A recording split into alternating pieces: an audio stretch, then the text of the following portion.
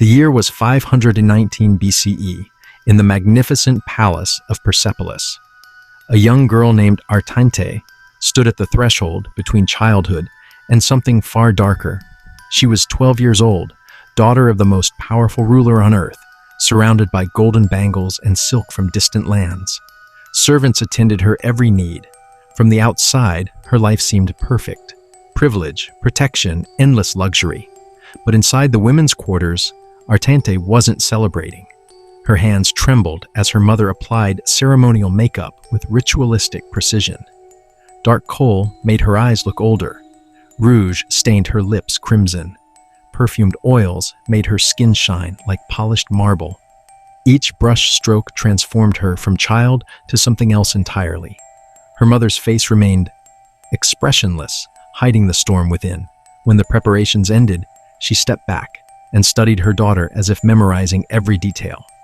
Then came the words that would haunt Arte forever. Tonight your father will summon you. You will go to his chambers. You will do whatever he requires. Show no fear, no resistance, only gratitude. Do you understand? Arte nodded, though she couldn't fully comprehend what awaited. She'd watched older sisters vanish from the women's quarters at certain ages, returning hours or days later with something broken in their eyes. She'd seen the pattern repeat itself, cold and mechanical. But she was his daughter. Surely that meant protection. Some boundary, even absolute power, wouldn't cross. What Arte didn't know was that she was entering a system so twisted it would shock even Persia's enemies when they eventually discovered the truth. Being daughter to Xerxes, king of kings, ruler of an empire stretching from the Mediterranean to India, offered zero protection from a man who claimed dominion over every soul within his borders. If you're interested in uncovering more hidden truths from history that challenge everything you thought you knew about ancient civilizations, join Echoes of History. Subscribe now, because what you're about to discover will change how you think about power, corruption, and how far humans can fall when given absolute authority. This isn't just ancient history. It's a case study in how societies normalize the unthinkable when it serves those in charge. Before understanding the horror of what Xerxes did to his daughters, we must understand the man himself and the empire that made him untouchable. Xerxes was born into royalty, son of Darius the Great, grandson of Cyrus the Conqueror, who built the Persian Empire through military brilliance and ruthless expansion. Born in 518 BCE, Xerxes inherited an empire spanning 3 continents, controlling millions of lives. But Persian kingship wasn't merely political power. These rulers claimed direct descent from Ahura Mazda, the supreme deity of Zoroastrianism. Not metaphorically, literally. They believed royal blood contained divine essence. Kings were gods walking among mortals, and their desires were sacred commandments no one could question. If the king wanted something, it was automatically righteous. When Darius died in 486 BCE, Xerxes had to fight for his throne. Persian succession wasn't automatic. You needed to prove divine favor, outmaneuver rivals, and eliminate threats. Xerxes had older half-brothers with legitimate claims, but he possessed 2 advantages. His mother, Atossa, was Cyrus the Great's daughter, giving him the purest royal bloodline, and he was absolutely ruthless.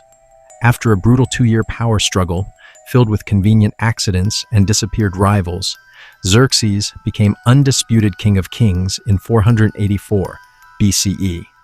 But one shadow loomed large. His father had failed spectacularly in Greece at Marathon in 490 BCE. If kings were divine, how could mere mortals defeat them? Xerxes obsessed over this question. He planned to answer it with the biggest, most overwhelming military campaign the world had ever witnessed. While building bridges across the Hellespont and organizing armies, numbering hundreds of thousands, Xerxes was also consolidating power at home. He inherited hundreds of women from his father's harem, but that wasn't enough. He also claimed his own daughters. Royal incest wasn't entirely unheard of for Persian kings, but Xerxes transformed it into a full system. What had been occasional and hidden became routine, expected, justified by religion. If royal blood was divine, keeping it pure required extreme measures. Brothers married sisters. Fathers could claim daughters, all to keep divine essence within the smallest possible circle, instead of diluting it through marriages to commoners or nobles lacking direct royal blood. But this complicated religious explanation was merely cover for something darker. Xerxes claimed his daughters simply because he could. Absolute power meant nobody, not even his own children, existed beyond his reach. Persian culture already granted fathers tremendous authority over their children, especially daughters, who were viewed primarily as tools for political alliances and reproduction. But Xerxes didn't stop at marriage arrangements. He took that authority to horrifying extremes, using his daughters' bodies for his own desires, before deciding how to deploy them politically. Girls in Xerxes' palace learned this reality slowly, like creeping horror. They watched older sisters disappear from the women's quarters at puberty, understanding without explanation that the same fate awaited them. Some mothers tried preparing their daughters, using careful euphemisms and teaching survival strategies.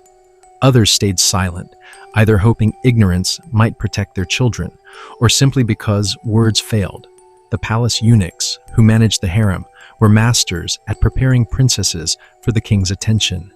They knew exactly how Xerxes preferred his daughters presented: bathed until skin gleamed, scented with oils that pleased his senses, dressed in revealing clothes, styled to appear older than their years.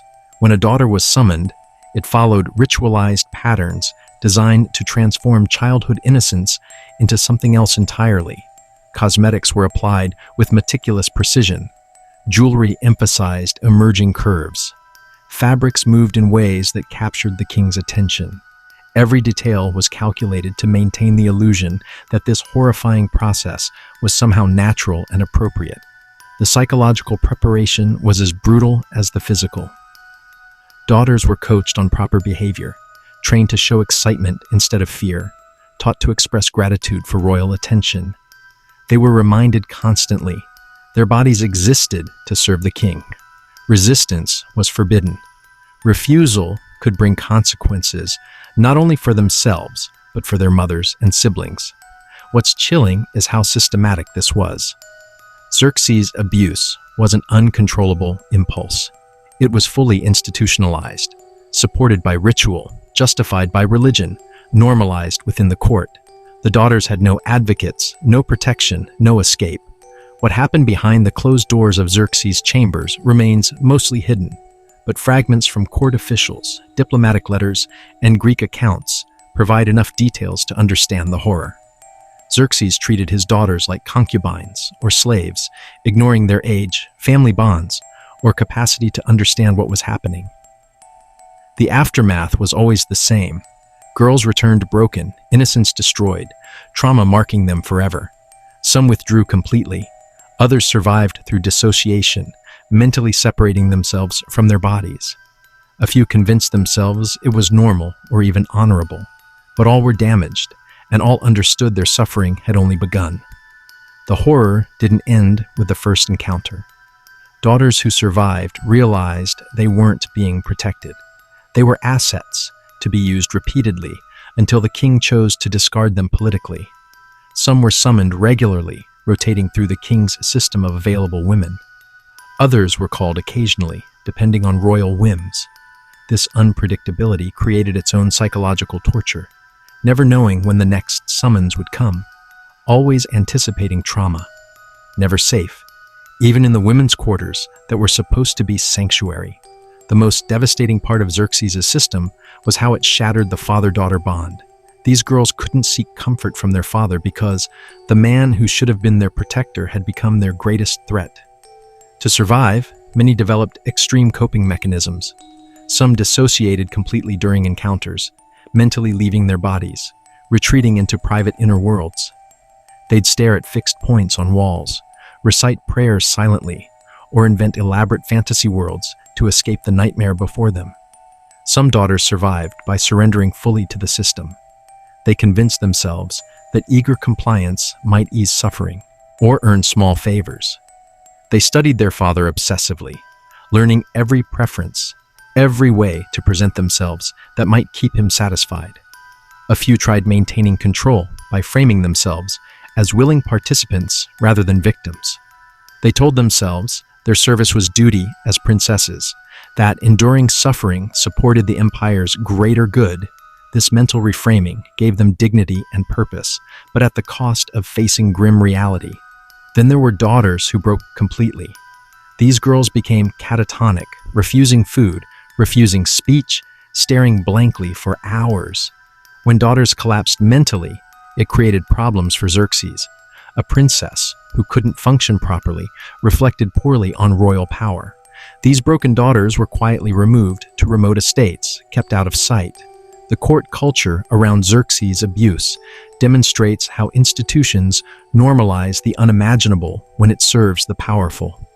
Palace officials developed schedules for the king's access to his daughters, balancing his whims with practical concerns like recovery time between encounters. Eunuchs became experts at reading the king's moods, predicting which daughter would satisfy him each night. Medical staff learned to treat injuries and trauma discreetly, avoiding records that could raise questions. They became complicit through professionalism, managing aftermath without questioning the system. Even mothers trapped in the same harem system were forced into silence, participating in preparations they knew were horrifying because their survival and their other children's survival depended on maintaining the illusion that everything was acceptable. Religious authorities were equally corrupted. Zoroastrian priests created elaborate theological justifications for Xerxes' actions, twisting doctrines of divine bloodlines and sacred purity into proof that the king could claim his daughters. Power had co-opted even moral authorities, showing how anyone depending on the king for survival could be convinced to rationalize the irrational. The broader nobility also benefited. When Xerxes eventually married off his daughters for political gain, nobles gained social and political leverage. These princesses weren't rescued, they were transferred from one form of exploitation to another. Nobles knew exactly what they were getting. Traumatized, psychologically damaged young women, often struggling with intimacy and trust, but still powerful symbols of royal connection. These marriages cemented loyalty, advanced noble ambitions, and erased reminders of the king's abuse from the palace, all under the guise of normalcy. Daughters who survived marriage faced new challenges building lives with men who saw them primarily as political tools. Some found husbands who treated them decently, allowing semblance of normal life, though true happiness remained elusive. Others endured further exploitation, as damaged royal women were easy targets for continued abuse. The next generation carried consequences. Children inherited trauma from mothers who had been systematically abused and lacked psychological tools to parent normally. This shows how Xerxes' abuse extended far beyond immediate victims, creating generational trauma that spread dysfunction through families and communities for decades. The scale of corruption grew even more apparent during Xerxes' military campaigns, especially his massive invasion of Greece. The Greek campaign of 480 BCE wasn't just military might. It became another arena where Xerxes weaponized his daughters. He brought several daughters along, officially claiming he needed familiar comforts to maintain his lifestyle and project confidence in Persian victory. In reality, it was another extension of his system of absolute control. Moving them on campaign was a logistical nightmare. Special wagons with reinforced walls and heavy curtains were built to isolate them as Persian culture demanded. Teams of eunuchs managed every detail of their care. The baggage train stretched for miles, showing exactly how critical Xerxes considered their role in his campaign strategy. But the Greek campaign brought new horror. Xerxes started using his daughters as rewards for battlefield success. The best commanders earned private access to royal princesses as bonuses for their achievements. These weren't marriages or formal arrangements. They were temporary loans, royal flesh treated like military supplies. Generals who distinguished themselves received princesses for days or weeks as rewards. These girls, already abused for years, were handed to commanders who saw them as prizes, not humans deserving respect and protection. The psychological toll was immense. These girls had already learned their father saw them as property. Now they discovered this property could be loaned to strangers. Their bodies became the ultimate symbol of their worthlessness, traded for military performance. This systematic exploitation served multiple purposes for Xerxes. It was the ultimate demonstration of absolute power. Nothing, not even his daughters, was beyond his authority. It forged intense bonds with key commanders through shared secrets, and it provided rewards no rival could replicate. Religious justifications were stretched further. Court priests argued royal blood was so sacred that even temporary contact blessed recipients. These twisted arguments reveal how completely religious institutions were corrupted to uphold absolute power. Pulling off these assignments took extensive planning. Separate tents were set up for princesses and their assigned commanders, isolated from the main camp for discretion. Teams of servants managed every detail, even disposing of evidence. Xerxes' plan worked exactly as intended. Ordinary soldiers, hearing that outstanding service could earn access to royal daughters, fought with desperate intensity. Officers competed ruthlessly for royal attention. This weaponization of sexual access created a military culture that was both hyper-motivated and deeply corrupt. After the Greek invasion failed, culminating in naval disaster at Salamis and land defeat at Plataea, Xerxes faced a legitimacy crisis. He had claimed divine favor, yet inferior Greek armies had beaten his forces.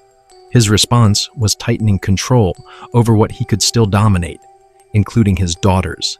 The abuse that had been partially hidden under military necessity now became more frequent, more overt.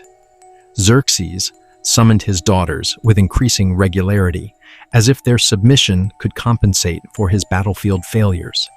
Young women who had hoped the ordeal might end with the king's return instead found it intensifying.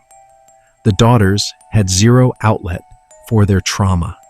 No escape, no rescue, no hope that anything would improve. They lived in constant victimization, normalized by everyone around them, justified with religious doctrine, and backed by the full weight of Persian institutional power. But the psychological damage didn't disappear. It rippled through the empire. Traumatized princesses married off to Persian nobles carried their dysfunction into the next generation, raising children in households marked by instability and fractured relationships. The corruption that infected the royal family spread through the aristocracy, creating a ruling class that was internally weak, psychologically compromised, and ripe for collapse. The Greek campaign had exposed these cracks to external enemies. Even when daughters survived initial exploitation, their fates didn't improve. Once Xerxes decided they'd served their purpose as victims, they were thrown into political schemes designed to exploit their brokenness for strategic advantage. The story of Xerxes and his daughters is one of history's darkest lessons. Absolute power corrupts. Absolutely. What began as divine kingship turned into systematic destruction of the most sacred human bonds. Women born into unimaginable privilege learned too late that royal blood offered no protection from the man sworn to love and defend them. The Persian Empire eventually fell to Alexander the Great, who inherited a civilization so internally corrupted it collapsed from within long before the final blow. Xerxes' daughters carried their trauma into marriages that spread dysfunction across generations of nobility, producing the very weakness that doomed their father's legacy. Their suffering echoes across 25 centuries as a warning. Power without moral limits destroys everything it touches, even those it claims to protect.